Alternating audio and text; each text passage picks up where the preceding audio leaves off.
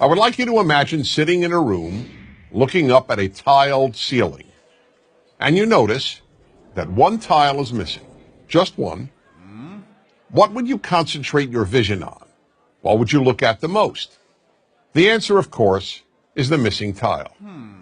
Now, that's fine for ceilings. In fact, it's actually good because we can replace a ceiling's missing tile and once again have a perfect ceiling. Ceilings, after all, can be perfect.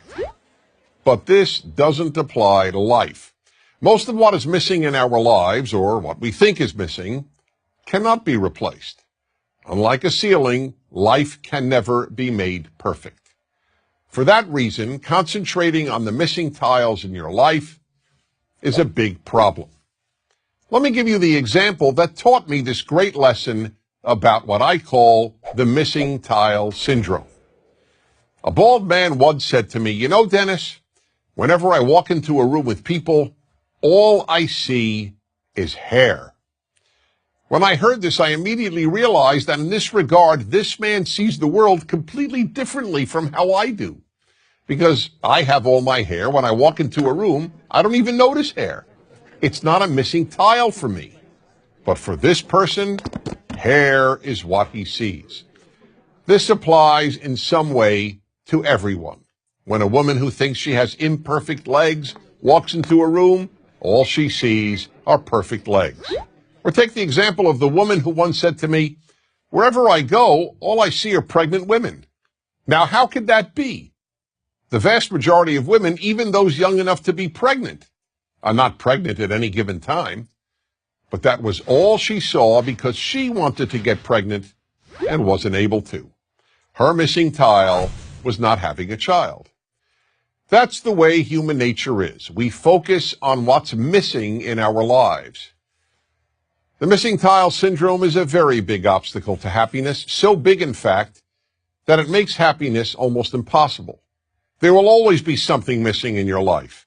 When you see other people's kids, you'll think you see tiles that are missing in your own children. Gee, why can't my kid study as hard, or be as polite, or be as bright, or be as good-looking, or be as athletic?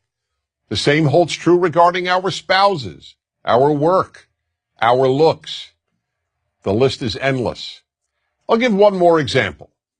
When I was single and looking to find the right woman, I wanted to first identify the most important trait to look for in my future wife. So after almost every date, I would call my best friend Joseph and announce, "Joseph, tonight I identified the most important trait in a woman."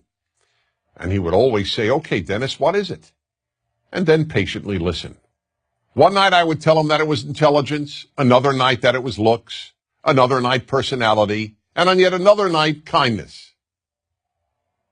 One night, as usual, I called him up after an evening out and said, "Joseph, I finally figured out what the most important trait in a woman is." But this time he didn't say, "Okay, Dennis, what is it?" Instead he said, "Don't tell me, I'll tell you." Perplexed, I asked, "How do you know? You don't even know the woman I went out with." "It doesn't matter," he said. "Whatever trait tonight's woman was missing, that's the one you decided is the most important trait in a woman." I could say nothing. He was right. Whatever that night's date was missing is what I would declare the most important trait in a woman. I hadn't yet come up with the term missing tile syndrome, but that is exactly what I was suffering from.